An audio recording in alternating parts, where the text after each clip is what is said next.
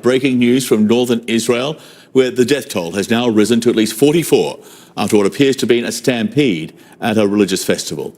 Dozens more have been rushed to area hospitals, with at least 20 reported to be in critical condition.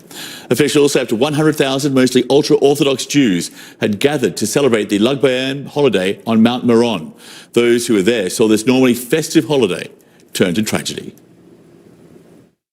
We were standing and waiting for our friends. We were going to go inside for the dancing and stuff. And all of a sudden we saw paramedics from Madda and whatever running by, like mid-CPR on kids. And then one after the other started coming out in ambulances. And then we understood like something's going on here. And we just went to the side as the ambulances were driving in and out. And we waited until we were able to slowly get out. For the very latest, CNN's Hadas Gold is with us now by phone from the scene on Mount Meron. Hadas, bring us up to date. What's the latest? So this situation, very tragic situation on this mountain. Tens of thousands, if not hundreds of thousands of ultra-Orthodox participate in these festivities for a holiday called Lag BaOmer. This takes place, they were gathered at the tomb of an ancient rabbi, and it's supposed to be very festive, lots of singing, lots of dancing.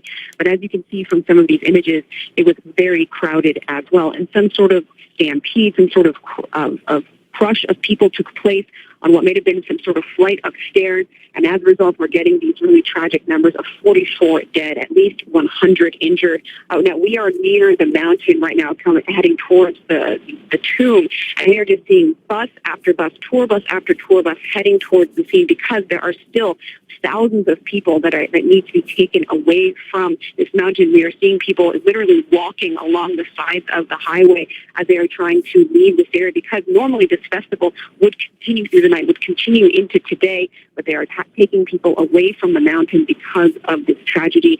The vice president of one of the volunteer emergency services, United Hatzalah, called it one of the worst tragedies that he had ever experienced. Authorities are still trying to work out the details on exactly what happened, why, and how, because this event, this festival takes place every year with many people, with tens of thousands, if not up to 100,000 people. So clearly something different happens here. Something changed. And as a result, we are seeing what should have been a celebration turning into a tragedy.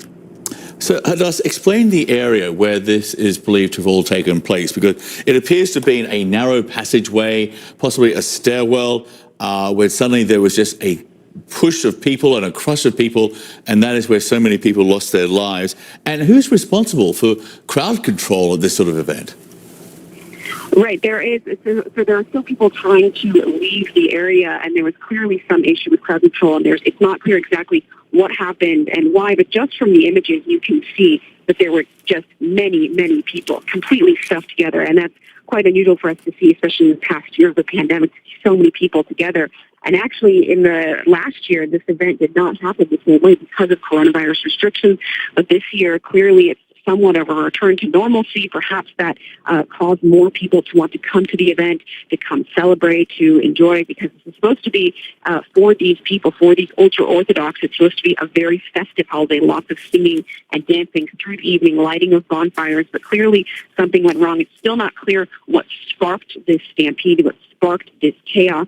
But right now, what we are seeing is people trying to leave the mountain, many, many tour buses going by, and we are also seeing on social media calls from families seeking information on their loved ones. Obviously, the cell service was very difficult with the crowds of people, and some of the ultra-Orthodox might not have cell phones as well. And so we're seeing postings online, families posting pictures of their loved ones, seeking any sort of information about them, because the situation is still developing. People are still leaving this mountainside as the morning breaks here. Hadas, thank you. Hadas Gold there with the very latest on the line from Mount Meron in northern Israel. Thank you.